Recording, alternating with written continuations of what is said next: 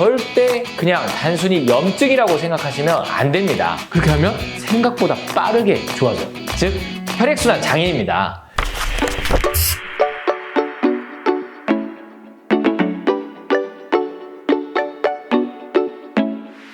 예, 안녕하세요. 박정환 의사입니다. 지난번에 이제 첫 영상을 올렸는데요. 주변에서 반응이 좋았어요. 잘한다.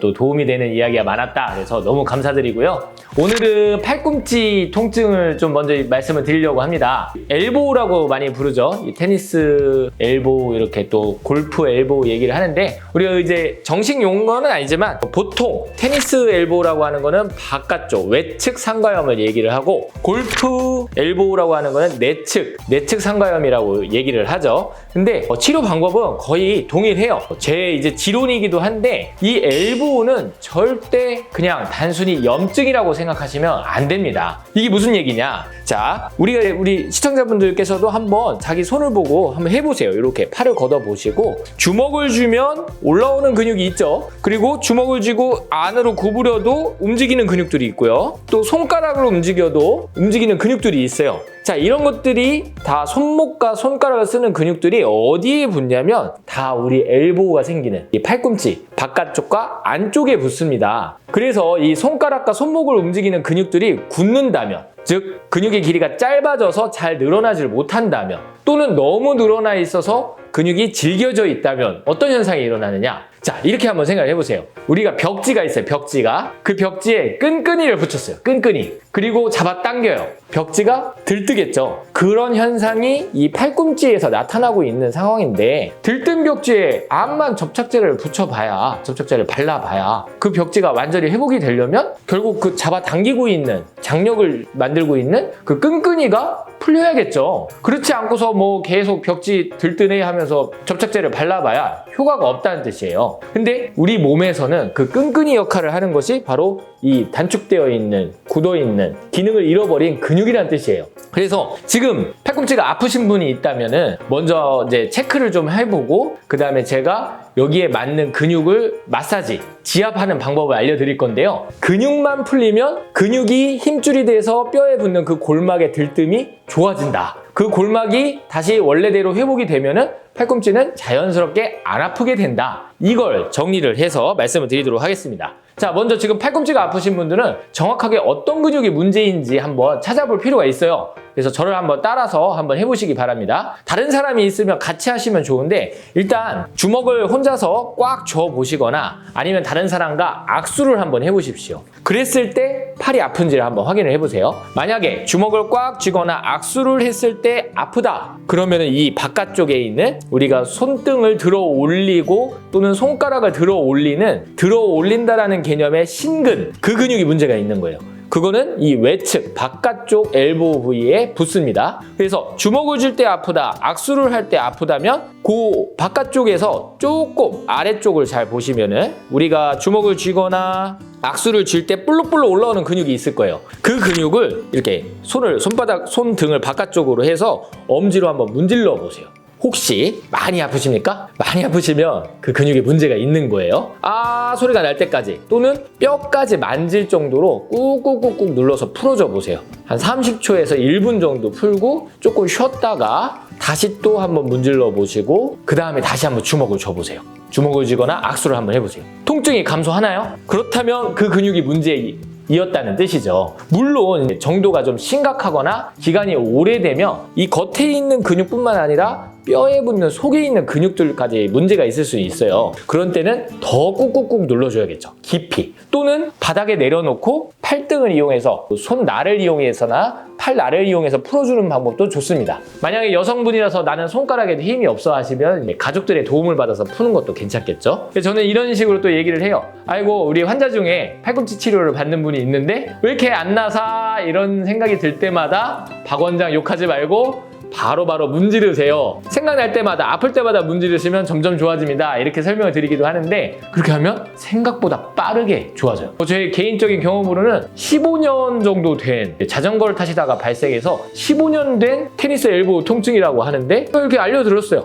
수시로 문지르시라. 그리고 주먹을 쥘 때 올라오는 그 근육을 잘 만져서 아픈 데를 더 중점으로 눌러주셔라. 뼈까지 눌러주셔라. 이렇게 얘기를 했는데 그냥 2주, 3주 정도 만에 그 통증이 그렇게 15년 갔던 통증이 확 사라졌다라고 저한테 고맙다고 얘기하신 분도 있었어요. 그래서 이제 외측 삼가형 테니스 엘보는 겉의 근육이고요. 두 번째는 이제 안쪽이 아프신 분들이 있을 거예요. 안쪽이 아프신 분들은 이렇게 손을 이렇게 핀 상태에서 뒤로 한번 제껴 보세요.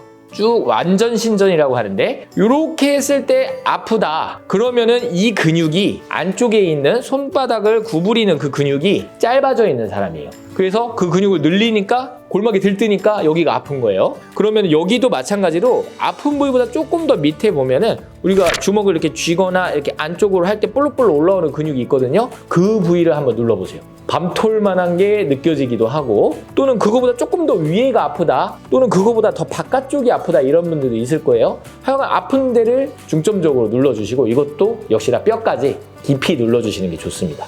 이렇게 풀어주다 보면은 대충 감이 와요. 아, 이 근육이구나. 그래서 아까 했듯이 한 30초에서 1분 정도 쭉 풀고 조금 풀어주고 다시 또 풀어주고 몇 번 반복하고 나서 다시 한번 해보십시오.